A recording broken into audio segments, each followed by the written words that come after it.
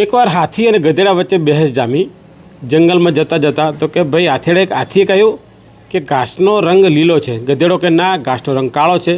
બંને વચ્ચે ઉગ્ર ચર્ચા જામી। નક્કી કર્યું કે ચલો આપણે જંગલના રાજા સિંહ પાસે જઈએ અને ત્યાં આનો ન્યાય કરાવીએ। બંને જણા સિંહ પાસે ગયા। જઈને હાથી કહ્યું કે રાજાજી, આ ગધેડો મારી સાથે ખોટી બહેસમાં ઉતર્યો છે કે શું છે, તો કે એ એમ કહે છે જંગલનું ઘાસ કાળું છે। એટલે સિંહે કહ્યું કે ભાઈ આ હાથીને 10 કોરડા મારવાની સજા કરો। આ સાંભળીને હાથી એકદમ માયુસ થઈ ગયો। પછી એને રાજાજીને પૂછ્યું કે કેમ રાજાજી મને આવી સજા કરી? તો રાજાએ કહ્યું તું પણ જાણે છે ઘાસ લીલું છે, હું પણ જાણું છું ઘાસ લીલું છે, જંગલના બધા પ્રાણીઓ જાણે છે કે ઘાસ લીલું છે, પરંતુ જેની સાથે તું બહેસમાં ઉતર્યો છે ને એ તું ખોટો હતો। તું બહેસમાં ગધેડાની સાથે ઉતર્યો છે, એટલા માટે તને સજા કરવામાં આવી છે।